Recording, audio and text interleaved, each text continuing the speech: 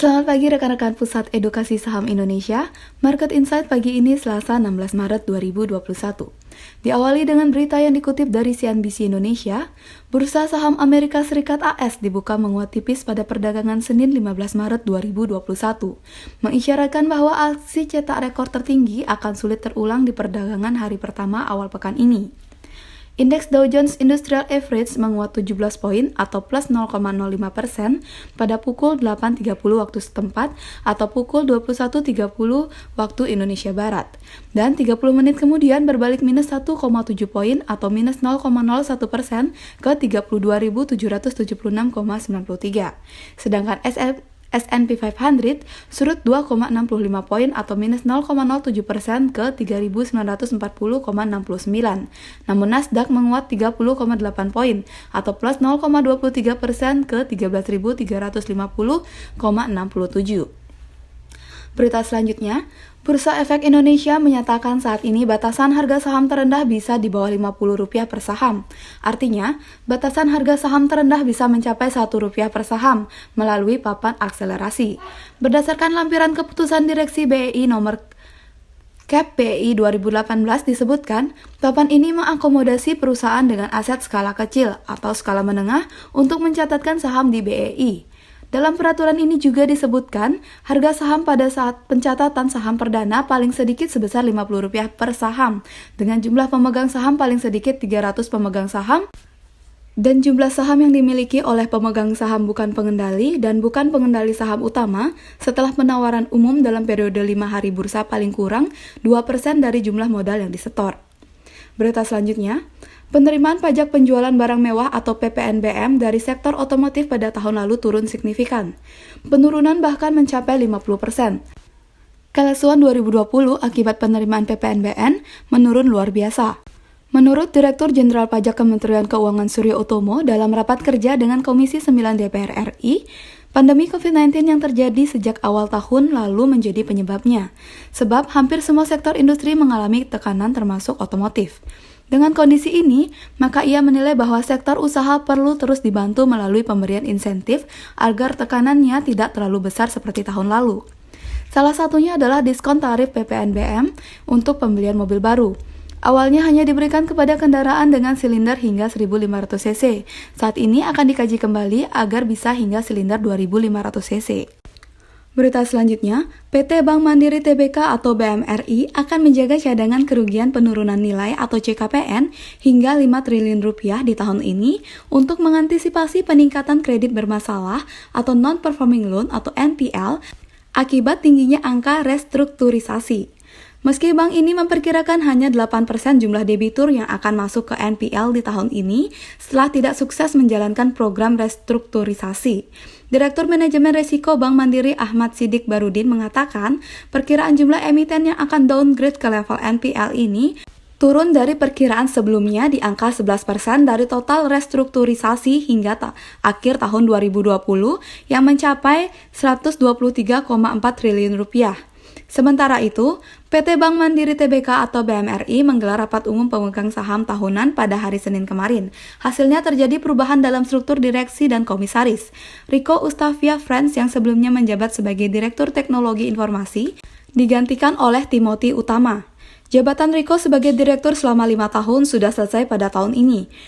Sementara itu, Timothy Utama sebelumnya menjabat sebagai Managing Director, Head of Operation and Technology Citibank.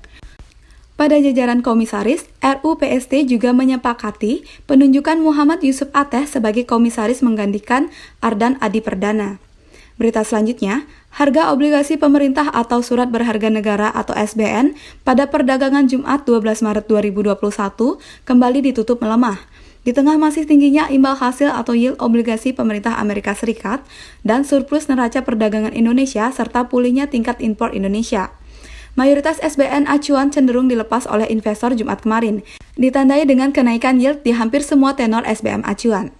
Berita selanjutnya dikutip dari bisnis.com, harga emas batangan 24 karat yang dijual di Pegadaian terpantau bervariasi pada hari ini Selasa 16 Maret 2021.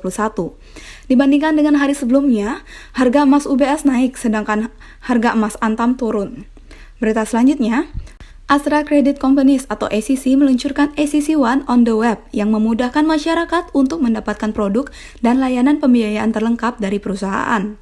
Muhammad Farauk, Direktur Information Technology and Business Development ACC, mengatakan bahwa ACC One on the Web ini merupakan bagian dari rangkaian strategi digital perusahaan untuk memberikan pelayanan terbaik pada pelanggan. Berita selanjutnya, PT Timah Tbk terus memacu penyelesaian proyek smelter timah berteknologi Ausmelt yang direncanakan konstruksi rampung pada akhir tahun 2021. Direktur Keuangan Timah Wibisono mengatakan bahwa hingga saat ini progres pengembangan konstruksi smelter Ausmelt telah mencapai 44% dan tetap berjalan sesuai dengan pipeline. Target smelter Ausmelt selesai konstruksi akhir tahun ini dan commissioning selesai pada Februari 2022. Berita selanjutnya, PT Wijaya Karya Bangunan Gedung Tbk membukukan perolehan kontrak baru senilai 501,95 miliar per Februari 2021. Pencapaian itu merupakan 11,88% dari target kontrak baru yang ditetapkan pada tahun ini senilai 4,22 triliun rupiah. Direktur Utama Wika Gedung Nariman Prasetyo merincikan, dengan perolehan tersebut realisasi kontrak dihadapi atau order book perseroan tercatat menjadi 11,35 triliun atau telah mencapai 73,14% dari target order book 2021 senilai 15,52 triliun rupiah. Berita selanjutnya dikutip dari kontan.co.id. Emiten properti mendapat sejumlah sentimen positif, mulai dari pembebasan uang muka alias down payment atau DP 0% hingga yang terbaru pembebasan pajak. Tak heran, harga saham emiten properti melejit. Selama 6 bulan mulai dari Maret hingga Agustus 2021, pemerintah akan menanggung 100% pajak pertambahan nilai atau PPN atas rumah tapak atau rumah susun dengan harga jual paling tinggi 2 miliar rupiah. Sedangkan untuk rumah tapak atau rumah susun dengan harga di atas 2 miliar rupiah hingga 5 miliar rupiah, pemerintah menanggung 50% PPN. Berita selanjutnya, emiten rumah sakit PT Mitra Keluarga Karya Sehat Tbk masih ekspansif di tahun 2021 ini. Emiten dengan kode MIKA itu berencana membangun 2 rumah sakit baru di wilayah Jabodetabek di semester 1 2021. Rencananya rumah sakit ini akan dibuka tahun depan. Menurut catatan kontan.co.id, sebelumnya 2 rumah sakit baru itu akan menjadi rumah sakit ke-27 dan ke-28 milik MIKA. Adapun pada bulan Februari 2021 yang lalu, MIKA telah membuka rumah sakit ke-26 yakni RS Mitra Keluarga Pondok Chandra, Surabaya. Berita selanjutnya, PT MD Pictures Tbk atau film memproyeksikan dapat menggerek kinerja pada tahun ini.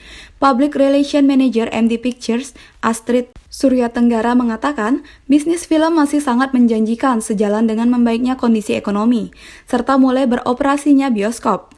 Ada beberapa judul film yang siap tayang di bioskop, salah satunya adalah KKN di Desa Penari. Pada saat ini, MD Pictures juga berencana untuk meluncurkan sejumlah film layar lebar dan beberapa digital series secara online. Berita terakhir pagi ini, Bos PT Eksploitasi Energi Indonesia Tbk atau CNKO mempolisikan pemilik grup Sinarmas.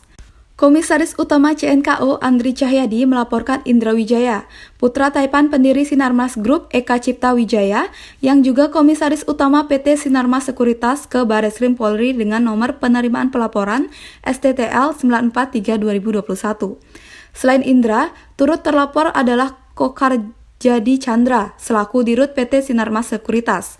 Keduanya dilaporkan atas perkara penipuan, perbuatan curang, penggelapan dalam jabatan, pemalsuan surat serta tindak pidana pencucian uang atau TPPU. Laporan diterima polisi pada 10 Maret 2021. Menurut Andri, CNKO semula memiliki kontrak untuk menyuplai 7 juta ton batu bara kepada PLN. CNKO juga memberikan kesempatan Sinarmas untuk ikut memasok batu bara ke PLN sebesar 5 juta ton per tahun melalui CNKO. Namun kerjasama tersebut dinilai membawa kerugian. Sementara itu, Government Relation Sinarmas Ivo Rustandi menyebut memang ada perusahaan di bawah Sinarmas Mining yang menjadi salah satu supplier batu bara ke CNKO, tapi tidak ada sangkut pautnya dengan sosok Indra Wijaya, begitu juga dengan Sinarmas Sekuritas. Sekian Market Insight pagi ini, tetap bersikap netral dalam mengambil keputusan dan semoga tersenyum melihat market pagi ini.